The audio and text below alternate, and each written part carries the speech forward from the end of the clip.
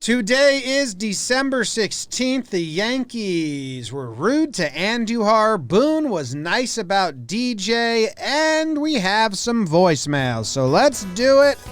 Let's talk about the Yankees. Yanks with old JOMBOY and Jake. Recaps galore and weekly awards. Stat lines, steaming hot takes. Your Yankees news with these two fine dudes. It's time for Talkin Yanks. Talkin Yanks with old JOMBOY and Jake. Talkin Yanks with old JOMBOy and Jake. Hello and welcome to Talkin Yanks. It's episode number 520. Where were you when it was episode number 1, Jake? Episode number 1. I was about a month out from making my debut. In episode 5, I think. Yeah. I was in Denver. I think I had just moved there. I don't know. No. No. I was a year into Denver. So probably just enjoying that Denver sunshine. Nice. Good for you. Baby D, where were you, episode number 1? Did you watch episode number 1? No, I want to say episode 8 or 9 was like the first one I listened to. He waited till it got good. Yeah. If you know what I mean. I forget why. It would have been some like good regular season series in 2017, probably over a weekend that there wasn't like another podcast ad about it by someone The first else. 4 episodes were just me. Yeah. I had like a 3 I've listened to those now because you like showed me them. They're weird. Anyway, episode number 520, pretty wild. Thank you for everyone joining. 520. Yeah, Jake's favorite number that starts 420 with 5 Central, and then. ends with 0 Yeah. after 50. We don't have a lot to talk about today. It might be a short episode, but there is some bits of news, and we do have some voicemails, so we're excited about it. My name's Jimmy. That's Jake. That's BBD. It's Talkin Yanks. Adam Warren is a Yankee. We said it was going to happen because Cash said it was going to happen. The Yankees have a long history of trading Adam Warren away and then getting him back. He needed Tommy John surgery, so they actually got him back last year. It's like, yeah, sign a 2-year deal. Come with us. Just like rehab for the first year and be with us the next year. Then COVID happened and no minor leagues and all of that. So they were like, actually, dude, just go away for a little bit, but we'll sign you back next season. That officially happened. Well, and they got the 60 spots last year for the alternate site team and that team. So Adam Warren was technically blocking one of those spots. So they were just like, hey, Adam, we need humans that can do it this year. But, I mean, it's low-key one of Cash's funniest lines because the day he let Adam Warren go, he said he will be back. Yeah. Which I don't think I've ever seen that with a player. Maybe like Steinbrenner said about Billy Martin once. But, I mean, and obviously, weird circumstance. It ties into the pandemic. It ties into everything that was going on, rehabbing. But it's low-key a pretty big D move by Cashman. Adam Warren. So he'll throw some innings. Middle sure. name Parrish. Yeah, big time. North Carolina guy. Interesting. I just did his whole Yankeeography in my head. At Chapel Hill. And I did Dude a little loves bit. churches. Did a little bit for the patrons. What'd you do? I think he loves the Smoky Mountains. I did a Yankeeography pre-show. Yeah, he likes the Smoky Mountains for sure. Yeah. So, congrats, Adam Warren. Him and Nestor crushing it. Maybe they do like a Wester combination down in AAA. Whoa. Worcester sauce. Worcester And then they just sauce. call it the sauce. What's And this then- here sauce? Yeah, when Adam Warren and Nestor pitch, they just go, sauce on the bump. They're like, what? My dad, shout out, Yankee fan, listens. The original. He IG DM'd me at midnight last night, telling me Harrison Ford's doing another Indiana Jones. It's exciting. So, Are you a big Indiana Jones guy? not huge. My dad is. Like, nice films. So, I just watched the whole behind the scenes of Indiana Jones 2. I've never seen the movie. is that like old 2 or like the new stuff? Old? Okay. There's a I behind the do scenes. like them. There was a behind the scenes of the bridge scene and how they filmed it. Mm. There was like a real bridge that they constructed, and Spielberg was afraid to go across it. But Harrison Ford just sprinted across it right away, which is nuts because like it's a scary bridge. So Harrison's a little loose. Anyway, we got some other Yankees news. Andujar. All right, this is confusing, so I'll put on my explaining tone, I guess. Confusing. Yes, come on. Super 2. Yeah. So for anyone that's right off the boat of baseball knowledge, Yeah. when a player comes up, he gets to 4 years of cost controlled. Is it 3 or 4? I think it's 3. I think in general it's 3 and then 3 years of ARB. 3, you're right. So it's 3 years of cost controlled. Their first 3 full seasons of service time, mind you. So like Clint did like a half and half, so his kept getting delayed. First full season of service time is cost controlled. The team just pays you the minimum, or they give you a little bump here if they like you or not, but they don't have to. The next 4 years are arbitration, where you go in front of an arbiter and they choose what's worth. You get a bump up according to scale. If you don't agree on the raise, then you go to an arbiter and he picks a side. That's normal. Now, what they do is, for all the players that are in between 2 years and 3 years of service time, so there's usually a collection of players that they're 1 year away from collecting the full service time. Well, the top 22 that have accrued the most service time. Top 22%. Yeah, sorry, I meant that in my head. Top 22% that have accrued the most service time of that small window of guys between 2 and 3 get pushed into arbitration and say, hey, you know what? You're close enough. Bam. You can go up. You're close enough and you're good. So for the Yankees, Glaber just reached that. Voit just reached that. And was there someone else in the Yankees? Clint. So all of those guys, instead of being cost controlled and making the minimum or a little more than the minimum next season, they get speed ramped to the next level of their baseball career, which means they go to arbitration now, which means they can get a nice pay bump. You know, instead of making $550,000, they can make $1 million or 1.5, and they can start being paid based on merit and performance. Now, the real shitty part of this news. So first, claps for those 3. Get bread. Especially Voit, because he debuted as an older guy. Like Glaber will still hit free agency as a youth and be worth a lot of money. Voit is probably not going to hit free agency until he's 35. May not. Or may not. Yeah, it depends. So good for him. He gets 1 extra year of earnings. Yeah. And he just had a baby, so come on, diapers are expensive. Being able to start arbitration now means more money this year or next year, then you can go up from there and there and there. So in the end, make a decent amount more money. Yeah. Before free agency. Andujar missed out on Super 2 reportedly by 5 days of big league service time. And if you remember, when they sent Andujar down, instead of Ford and instead of some of the other guys, everyone was like, what?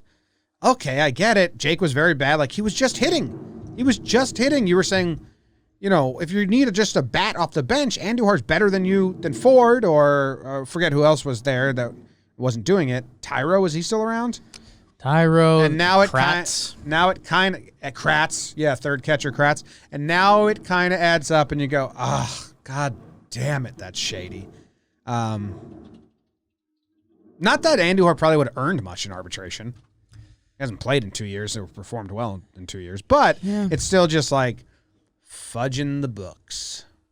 I mean, the Yankees are still a baseball franchise that spends a lot of money. During our winter meetings thing, we talked to Jim Duquette, who has a new show on the JOMBOY Media Network, GM Files. Go check that out.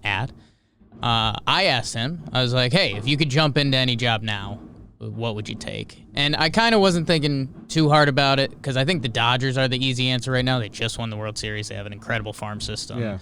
LA, big money.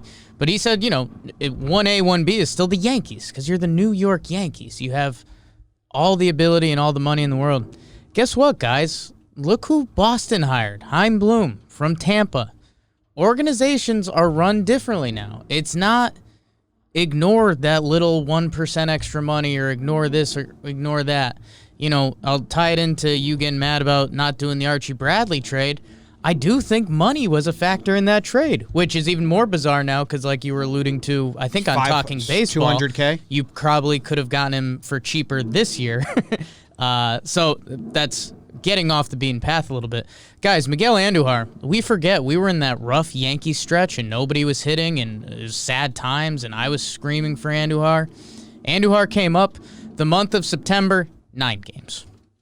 So I'll go easy with it. 355 batting average, 394 on base, and 975 OPS. He got going. He was one of the only bats hitting for a little bit. And then they sent him down. The guys were getting healthy, and they were ramping up for the playoffs, blah, blah, blah. Well, Kratz as the third catcher, but I also kind of like that a little bit. Yeah, the Kratz thing was didn't fun. make sense. Whatever. We know that it maybe not have been the main part. You know, Cashman came to defense of it like he doesn't have a spot on this field, blah, blah, blah, blah, blah, blah. But, yeah, I mean, it makes a little more sense now. If all parts were equal, you would have liked to think Miggy would have found a role, and that was the other thing that I was whining in my high-pitched voice about was, like, you know, going into that playoffs last year, yes, I think Miguel Andujar was more valuable then, and, dude, apparently their analytics department had some argument for Ford, because we saw him get that pinch hit at bat where you saw a ghost, I saw a bug, and the other thing that got me kind of in my core of being a Yankee fan was like, all right, if they really have Andujar and Ford as a 1A, 1B, which they shouldn't, but like the future of this team, there's still a world where Miguel Andujar, you know, we're a couple years removed from it, but he was out there every day raking. And now he's playing some left field again, and who knows what the future of his career looks like. But Miguel Andujar could have a nice future as a New York Yankee. Mike Ford never did. So that was the part that also kind of cut me to my core a little bit, and you find out, you know, hey, if they can save a couple extra doll hairs, they operate like a business. Yeah. They operate like a business. Andujar got a hit yesterday and tracked the ball Nice down catch, the left field yeah. really nicely. So he's the best. He's a utility knife, man. Ooh. Left field, third base, first base. Not great anywhere. Teach him how to stand at a bunch of different positions, and they'll have value. I mean, I could dig up, I think I tweeted out with the kombucha girl gif a while ago. It's, do you have no positions or are you versatile? You know? Andujar, so versatile. Same with me. Yeah, big time. Mm-hmm. Yeah, thank you. And, all right. And just in general, like obviously people know about service time manipulation for getting like the extra year on the end, but it is common to do the Super 2 thing also, getting screen guys out of that. Sucks. Just like when Yeah, it like comes we out in had a 5 Talkin days. Baseball guest earlier this year that I'm 90% sure he said it on the show, so I feel like I can say his name, but I guess I won't say like, wow. Yeah, I was kept down long enough conveniently to lose Super 2 status. Yeah. I was like, yeah. Was it Ian Happ? Yeah, I'm like 90% sure we said it on the show, but Okay. All right, Boone had a quote yesterday. He did some sort of press conference. Aaron Boone.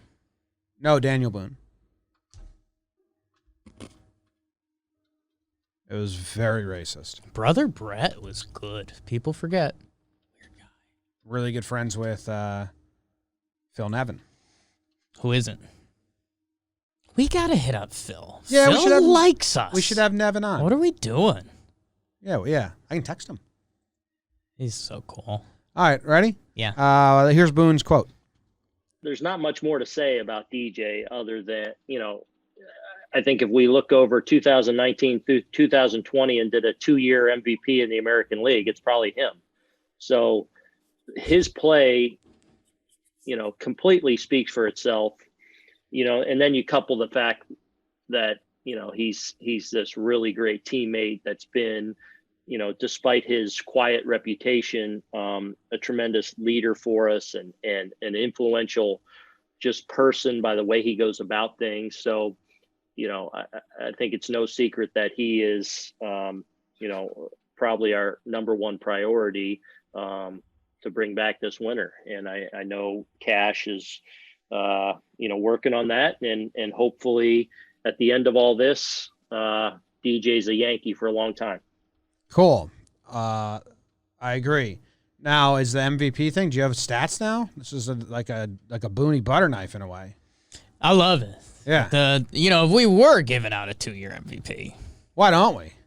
Got to be DJ, right? We should give out a 2-year, 5-year, and a 2, decade. 4, 6, 8. I skipped the Who 4, do we 6, and 8. appreciate? 2, 5, 10. Yeah, no, I mean, I obviously love it. Yeah, I don't know. It's Boone answering questions to the best that the manager of the Yankees can. I'm glad he didn't dance around it and be like, well, I don't know. I haven't heard anything. It's like, yeah, I'm sure you hear the same rumors, and everyone knows the Yanks and DJ are trying to figure this out, and it's 90% they will. So, yeah, I don't know. Yeah, basically, I don't know either. Number 1 priority. I agree. Is he the 2-year MVP? That's what I wanted to know. Because, okay, who are the guys higher than him last year? It was Simeon. He was bad this year, so he jumps him. Bregman, bad guy alert, so jumps him. And then Trout, who is always really good. Trout's probably got a case for 2-year MVP, Oh, right? yeah, for sure. I can get you a stat in a minute here. What Do you want to do just AL? Yeah. Okay. Give me a minute. Keep talking. Okay. 2-year MVP. Minute of silence as Minute of BBD silence.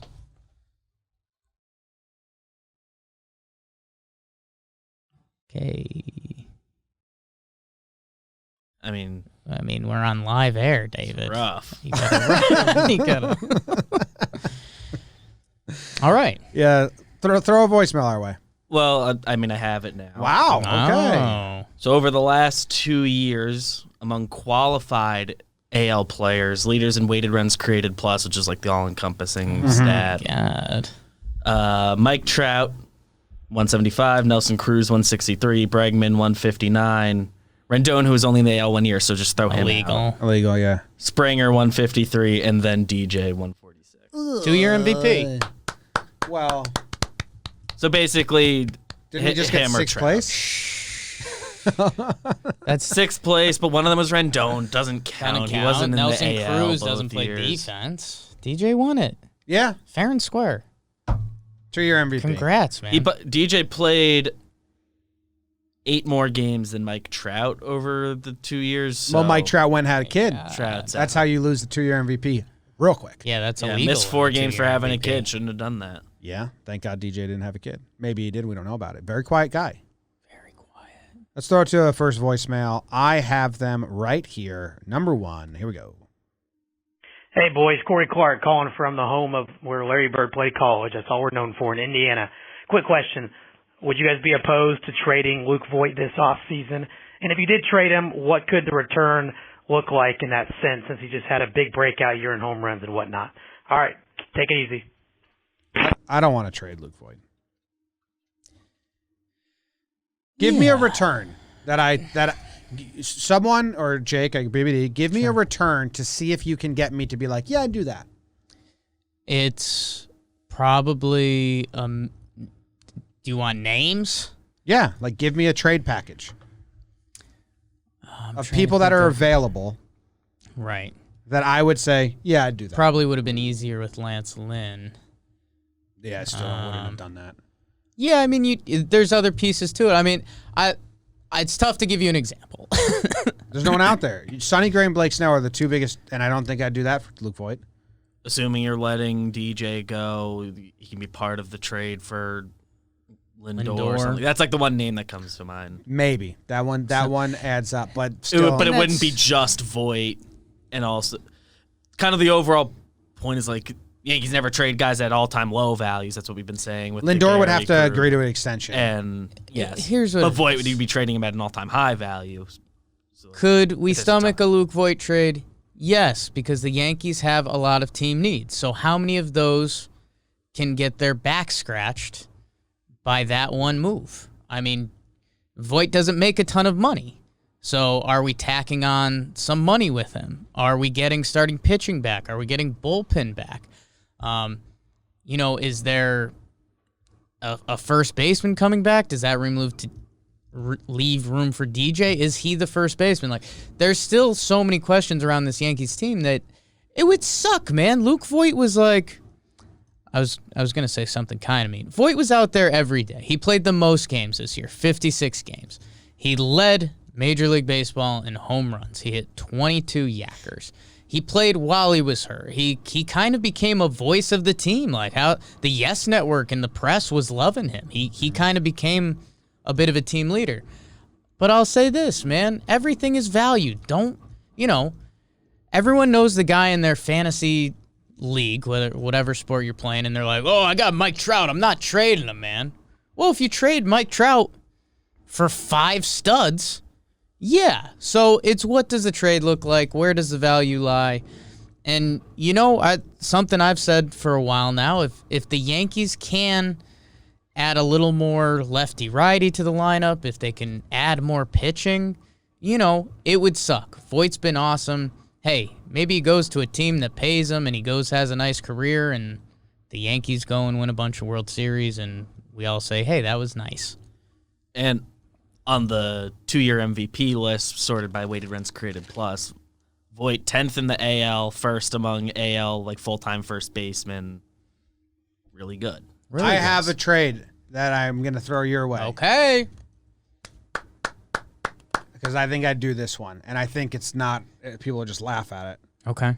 Luke Voit goes to Milwaukee Sure. for Josh Hader and Devin Williams. Yeah. I mean, Now you have You Devin gotta- Williams you gotta give for him some prospects and stuff. 1, 2, 3, Yeah. 4. You have Devin Williams for 5 years. You have Hader I think for you get 1. 3 years. don't Yeah, think I you know. get 2. Well, it's going to be hard for me to trade Voit right now. That's what I'm saying. Do it just for Devin Williams. Wait for no, I Devin Williams is wouldn't. interesting. I mean, you'd get him for a bunch of years. They and he need to was give just some disgusting. little A round. But then we would too. I don't know. Yeah, no, and that's what I'm saying. I mean, that's just one example there. Again, the Yankees money juggle.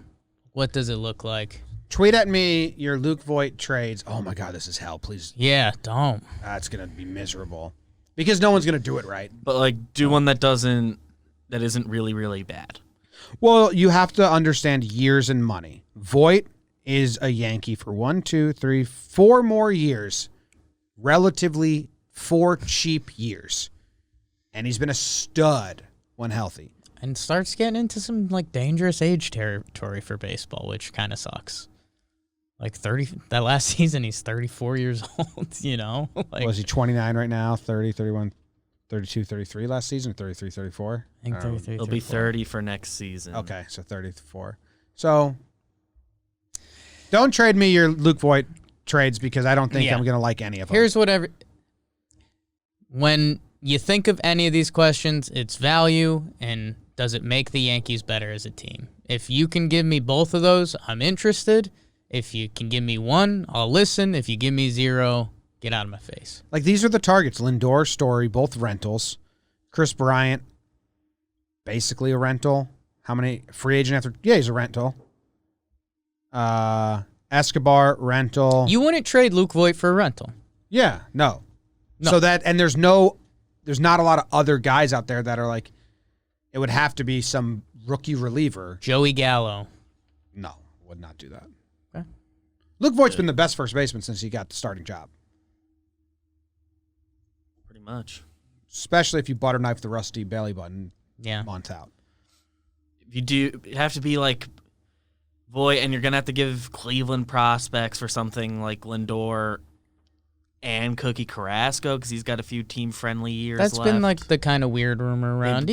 People think of packaging them together because But- it's also 1 year guaranteed of Lindor. How about so. this? For all the Yankee fans out there, there's probably a decent amount listening to this now that I think about it, Majority people listening of this show are probably Yankee are fans. Yankee fans. Yeah. Write down, whether you're ridiculous or not, whether you're a teenage kid saying, let's go sign Bauer, write down whatever else you want to add to the Yankees team this offseason, whether it's DJ, Bauer, Liam Hendricks, Real Muto, Gary stinks, right? Write all those down on a piece of paper. And yeah, we love Luke Voit. If Luke Voit can give you a few of those things and he's out and we can find a fill in at first, yeah, you figure it out. But we really like Luke Voit. He's been really good and he's cheap. So, again, the trades have to get pretty creative. Yeah. All right, next voicemail. All right, I got 2 awards for you. DJ LeMahieu and Gary Sanchez. Thanks. Wow. This made BBD. Hey. This made BBD laugh pretty big this morning. We're not talking I was about recording. them. Yeah, we're not talking about them. We've talked about them a lot. Oh, here's another question I hate. Next Gary question. having fun in Lightem. Hey, JOMBOY, first time, long time. I'm always in the chat offering the free haircuts in Nebraska. My question, I'm going to keep it real simple.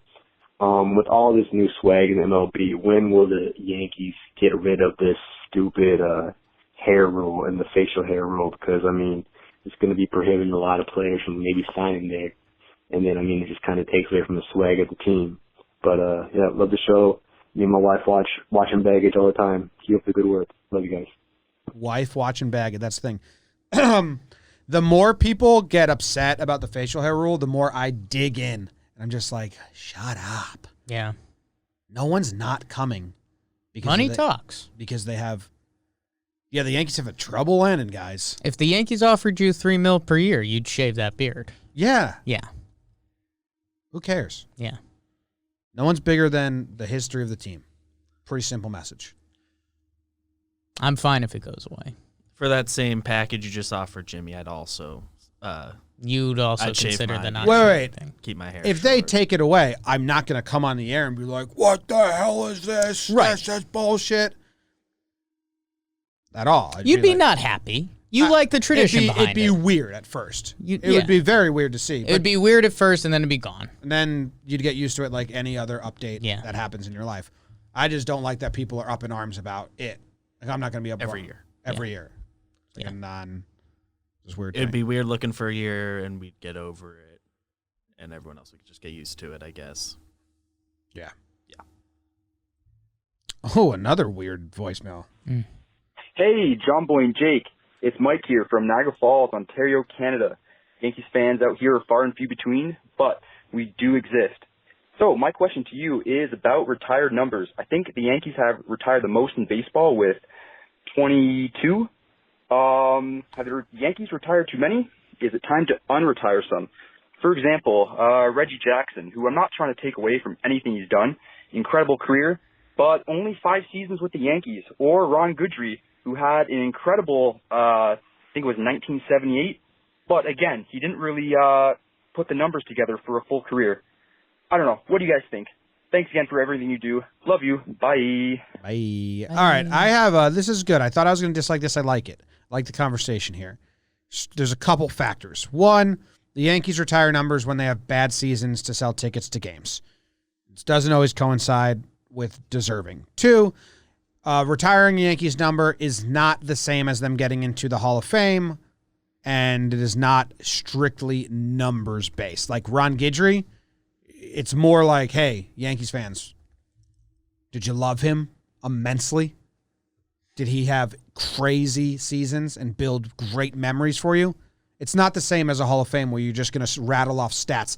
It's the intangibles weigh just as heavy as the stats.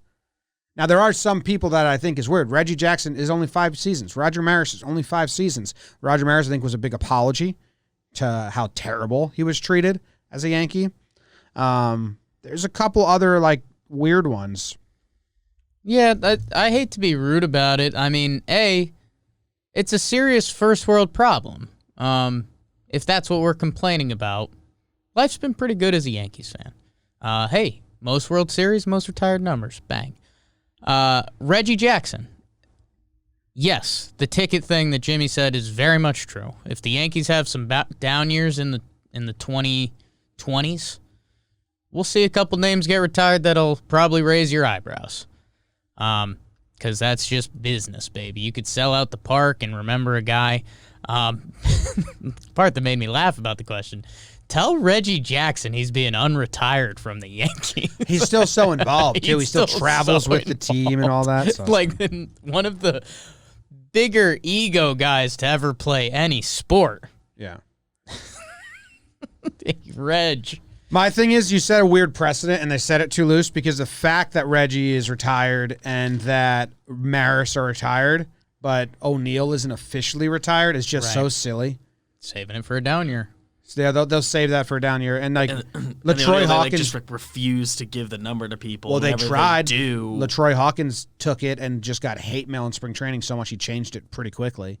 I think Clemens took it for a year. But now that Paul O'Neill is in the booth as well, it's going to get retired. But yeah, I mean, I do think that a lot of people think it's a stats thing, and it's very much not. It's a nostalgia, memory, thing. It's a feel. I mean, we, a running question for a little while on here was CeCe, and it's like, yes, CeCe will be retired. He's got a ring. He's an all-time left-handed starting pitcher. He's probably heading to the Hall of Fame, and he spent, close to a decade on the Yankees. So, get up in a tiff if you start comparing his stats as a Yankee to some other guys. There's feel to it. It's not perfect, and I don't know. Let's enjoy guys. I guess that's kind of my theme in life. Let's enjoy guys. So let's enjoy guys. Let's enjoy guys. Talk about them. Why is Reggie Jackson's number out there? We'll tell our kids about Reggie. We'll show them the highlights. Yeah, Reggie. I thought it Reggie. You did always hold it a little too long. Yeah. And I'm glad we're talking about it now. That's not everyone else saying it? No. Reggie. CeCe benefits a little bit from having a weird number, too. Reggie. 52. It does it's not kind of exactly going to be benefit. in demand, so why not? So, I mean, what are we looking at in the 20s? We're looking at probably O'Neill and CeCe at some point. In the 30s, it's Tyler Wade and Booney. Tyler Wade would be a big number off the board. It's a big number. Yeah. 12, 14 have been passed on, and they've never stuck with anyone. It's always exciting when you see that low number. When are they going to give someone 13? I thought they Austin were gonna give it to Glaber when he came up. They didn't. They gave him Texas number. Yeah. I don't think A-Rod, if they won't. They'd have to really need a day, and A-Rod would really need to win over more people in baseball. Like, he sued the Yankees. Yeah. He sued the Yankees. That's a bad way to get your They'd need to sell seats. And also, I don't know. We've said this before. I don't think. I would bet. No one likes him. I would bet a no on A-Rod. When you cross the line from fan to behind baseball. Yeah. No one likes him. Base what? Baseball. Okay. Next voicemail. Next and last voicemail. Jimmy, Jake, what's up? I just saw your rules about this voicemail episode that we're not allowed to mention two certain names, but it kind of got me because one of these certain names is someone you like that the general Yankees fan base doesn't seem to like, and the other one is someone who the general fan base does like, and some people just don't see it that way. So my question is a two-parter this week. Who is a Yankee that, despite popularity among the general fan base, that you personally were not a fan of? And then conversely, who is a Yankee other than the catcher that wears number 24 that you liked that the general fan base didn't seem to? Personally, for me, I've never been a Mark Teixeira fan. I know he was kind of popular when he was here. Maybe it's just because he seems like a dick on the Michael Kay show. And I don't really know why, but I've never been a Mark Teixeira fan. And then in terms of someone I liked, I was a really big Ivan Nova fan for a while. And I look back at a lot of people who were saying he was injury prone, that he wasn't good, but I was a big fan of his. So who are your answers? Thanks, guys. Have a great day. Go Yanks. Now, BBD gave us 30 minutes of prep on this question. Right. I came up with a couple names, but I'm much more forgiving to prospects than I think the average Yankee fan. Like Ivan Nova, yeah. Phil Hughes, yeah. I'll go to bat for those guys and call out their good years and stuff like that. Like, obviously there's a lot of down. They're not amazing. They never became top of the rotation guys. But when, especially at that point where the Yankees were so bad at growing pitching prospects, I always had a soft spot. Like David Phelps, I liked him. I liked Ivan Nova. I liked, Ian Kennedy. I obviously didn't like him because of some of the stuff, how he handled losses and stuff. Phil Hughes, I liked him. AJ Burnett's a big one. He came over and he won a World Series in his first year. And I find myself defending him a lot because a lot of people just remember him with like hatred because of the following years. But I mean, I think as we're finding out, and especially people younger than us, BBD's age, like World Series are hard to come by. Yeah. If you help a team win a World Series, you have a soft spot. And Burnett was huge. I mean, what was it, Game 6 or was it Game 2 of the World Series in 2009? Huge. And he actually had a decent enough outing in 2010 against the Rangers, and I thought Joe Girardi left him in for too long, and then it got bad. I was at that game. But A.J. Burnett's one of those guys for me. Like, obviously, there was some head case, and him and Posada didn't get along. Sure. But that 2009 season, I mean, he pitched a lot of innings. I don't have the stats in front of me, but he was good, and he was good in the playoffs. So. And the other thing with Burnett that I think being a baseball fan is like that dude had some of the grossest stuff to ever play this game. Nasty. It doesn't even make sense. Don't pull up his baseball reference page yet. Okay. Sort of trivia for you. All right. Okay. A.J. Burnett made one All-Star game in his career. What year was it? 2012. That year, one of those years with the Pirates. There was one year with the Pirates, like after the Yankees traded him, where he was nasty. Maybe 13. Jake? Or is it like really early with the Blue Jays? God. With the Marlins for a long time. So gross with the fish too. His MLB debut was in 1999. Then I'll go 99. 2015. Okay. His last year, he was 38. First All-Star game, Pirates. He had gone, the Yankees traded him to the Pirates. He was there 2 years. He went to the Phillies for a year, then back to the Pirates All-Star game. And he's another case, again, we don't know, we're trying to know these guys more and find out more about them, and as media changes and what we're doing. He was on R2C2, I think, and I loved it. Like, Burnett was awesome. Was? Yeah. I never listened to that one. I think it was like in April, so it was like Okay. everyone was home. Yeah. I'm guessing. And it was good. Like, it was just funny hearing him and Cece interact, and he's, So close. kind of not the personality you'd expect. I don't know what you expect, but it's, I don't know. Funny how you view guys like that. I've got a weird one who I don't think he was ever beloved as a Yankee, and he's a rental. Can I tell you something real quick? Please. Burnett's ERA in 2009 is so fake. It's a 4.04 ERA. He had three awful games. 9 earned runs, 8 earned runs, 7 earned runs. So what's the math stuff where you have like the average, but then you have like the medium, which gets sort of the outliers? Can we get like a medium ERA? Median ERA? Like, can we take out the complete game shutout and then also the 2 innings pitched, 9 earned runs outings? And like, what's his actual... The outlier ERA. Because, I mean, he had a lot of games. I think that's just called Jake's Twitter. Yeah. He had 25 games where We he got that. went deep and only allowed 3 or less runs out of the 33 starts. I'm starting to... I hate ERA. Okay. It's a lie. We'll work on it. A guy who I was all about, just the perfect age, and I think, 2 guys. Oh, crap. 2 guys that are actually bad guys now. Chad Curtis and Raul Mondesi. I really like both of them, and they're both like bad guys. Chad Curtis was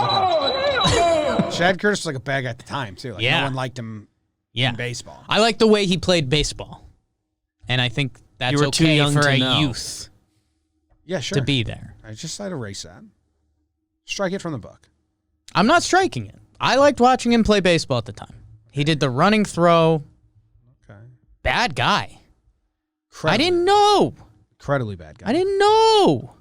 Jeter. You're what, like 11? You wouldn't I had know. no idea. Can you imagine me at age 11? I can't do it. Like, there are smarter dogs than me at age 11. There's no way you were to know that Chad Curtis is a bad guy. What was the other? Like, I'm trying to people- think what's the other side of that. Someone who was beloved that you didn't really like. So I don't want to do this because I don't want to be negative. It's tough, but yeah. like when there's Yankees fans that are BBD's age, like they were 12 through 14. Right. I know. For like the Curtis Granderson years. Like whenever I hear someone wax poetic about like, Curtis Granderson as Yankee, I'm really confused. If anyone was like, he was my favorite Yankee, I'm like, what? Right. For me, that's just such a blip that never fit. I never thought it was a good fit. I never saw him as a Yankee while he was a Yankee. and then he went on his way, and I was like, yeah, okay. But some kids out there say, like, I loved Granderson. I'm like, what? And it's not a knock on him. Like, he was really good for 2 seasons for this. MVP votes, It's really, not really you good. disliking him. I just never, I think we were coming off the core 4, winning their 4th home run, and then they added Granderson, and it was like, okay. And it just never felt like, so I don't know. But I just get weirded out when people are like, he's my favorite. Yeah, it's just different levels of heartstrings. It's, our generation, Bernie, core 4. There's a generation after that, I mean, Grandy, man, he had monster seasons with the Yankees. Really good. Back-to-back 40 homer years. And the other thing was, it was also, baseball was kind of making an analytical turn, but it wasn't there yet. So I remember, like, when Grandy, he finished that second year, 43 homers, but he hit 232. So I think there was still some of that old analytics. It was like, guy hits 232? Yeah. Who is this dude? I never liked Russell Martin as a Yankee. Yeah, that's a good one for you. You were always off the Russell Martin. I never. Yeah. Yeah. I didn't like what he's about on his presence. It was like, ugh. And he had I don't know, because Posada had a lot of that, D-bag intensity. I hate all my answers. Okay. Because mine was probably like Phil Hughes. And now the guy welcomed me into his home. Made you a sandwich. He made me one of the most delicious breakfast burritos I've ever had. Not hyperbole. What was it, chorizo or something? It's fantastic. Yeah, it's a chorizo breakfast burrito. I've always had a soft spot. I'm always much harder on the free agents that come here than the prospects, which I think is fair, but I don't. Just like the rest of New York. I don't think so. Some New York fans are real mean to prospects sometimes, especially in memory. Like, they'll be like, Andy Phillips sucked. And it's like, what? Like, just didn't become a star. Yeah. He was never supposed to not be what he was. Like, he filled in pretty well. Yeah. Or fans will be like, Chris Stewart was horrible. I was like, he was the 4th catcher, and 3 catchers got hurt, and he had to play. Like, what are your expectations? Why are you getting mad about that? People shit on him, and I'm always like, what are you doing? Like, yeah. he was never supposed to be like anything close to average, and he held it down for a little bit. On the catcher train, McCann didn't do anything for me. Me neither. And Russell Martin and McCann never felt like they were the answer to the next catcher. But they always talked about Gary Sanchez. Yeah. They always signed 2-year deals, and there was like, why are they only signing him to a 2-year deal? And there was like, well, because they got Gary Sanchez. And I almost started to hate Gary because of that, because I was like, dude, you better be good because you're stopping us from signing catchers. And now look where we are. Yeah. It's all How about it? But yeah, McCann wasn't. And I think for me, it was still getting over Posada. And it's learning what age actually means in sports and in life. Like, McCann turned 30 as a catcher who played a lot of baseball. So I was expecting Brian McCann from the Braves was really good. Yeah. He had a really good major league career. I was excited when they signed. He was 20 homers a year, like clockwork. He was a 1, 2, 3, 4, 5, 6, 7 All-Stars in 8 years. So, when McCann came over, I was like, let's go. That first season, he stunk, and then he semi-bounced back, but not really, and it was just like... I think I figured it out. Now, I would be like, okay, yeah, he played a lot of innings at catcher, he got older, blah, blah, blah. I still want to be happy with his performance. I think because I'm so cynical about prospects, and I never expect anything out of them, that actually makes me more lenient when they contribute it's tough. on the any game's level. tough. But a lot of fans build themselves up for these prospects like they're going to be the next stud. And then when they don't, they're let down. So it's just a different mindset. A little bit. My weird one. Okay. Chase Headley kind of had a soft spot for me. Okay. And I look back at the numbers and I can't justify it. Because he didn't hit very well. I'm pretty sure the defense was bad. I don't have memories of defense being bad. Yeah, he couldn't throw. He couldn't throw. I remember he couldn't throw, but I don't remember it being a problem. But BBD, I'm with you. I didn't hate Chase Headley. If you did his seasons, always one terrible month. Always one dead month that dragged his stats down. But we were very much swindled into a time of pretty weird squads. Yeah. So it was comparatively, Chase Headley was like, all Contract right, they whatever. gave him He's was like crying. stupid. He's a professional. He's going grinding every day. The one bad month. But if you were to drop him on early 2000s or early 2010s or now, you'd be like, he doesn't belong He'd be the black at guy. all. Yeah. He's a product of his time, soft spottish wise, but it also truly wasn't. But people The contract hated him. was dumb, but People hated whatever. him. Well, His willingness to play the other positions, and they got Todd Frazier and Yeah. that Dude, he was 2017 running the bases play. Yeah. He played Soft with spot. intensity. I have good memories. It was fun to watch him play, but I mean, yeah, you look back at the stats. His last year, it's a nice Major League Baseball season, but he's like BBD. I might cross sports with you real quick. It's like George Hill. Oh, you hate George Hill. I do hate George Hill. Like, George Hill is a good NBA player. I think he'd be a fantastic, like, 6th or 7th man. But I think if he's in your starting lineup, he's like your weak point. And I think Chase Headley, you can kind of say the same thing. Yeah, you can't have him not be like the 9th hitter. I guess know. for the playoffs he was. A little bit about me. He always had 1 month with an OPS in the 400s. Like Chase Headley in 2017, 896 in April, 440 in May, 790 in June, An 0 for May that year. 850 in July, 839 in August, 7 in October. Like that 400 OPS month hurts ya. just killed him. Same thing in 2016. He opened up with a 400 OPS in April, March. He had 700 or 800 every other month. And and that's not. And it would means he's usually gonna be a stud, kind of early in the year too. but he goes from like slightly above average to very below average because that 1 month kills him. Yeah. So it's interesting. But that's a good answer. I'm not as down on him. I don't think anyone's high on Chase Headley. I guess, I don't know, tweet out. Well, we'll have Kyle like clip it together a tweet. I want to see what other people say. This will be clipped. There's some others. There's some relievers that I had soft spots for, and then some I really didn't. I liked Alfredo Aceves until he went to the Red Sox a lot.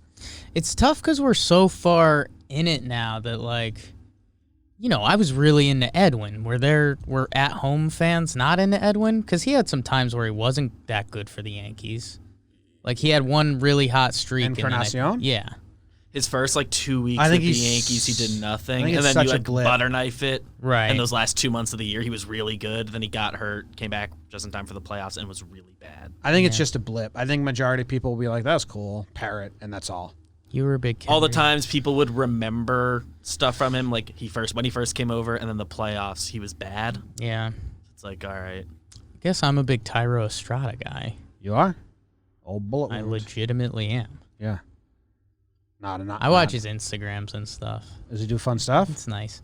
He was doing a fun fielding drill the other day where he didn't have like a real glove. He had like a pancake glove. Yeah. It was nice.